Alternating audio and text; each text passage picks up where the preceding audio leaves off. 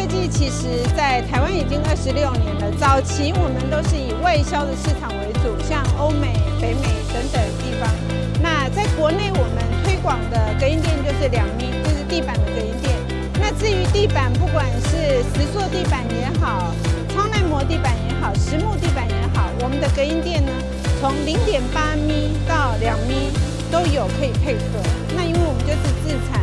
然后销售的话，我们有各种的通路，有专业的通路，不管在施工或是在铺地板，我们都非常的专业。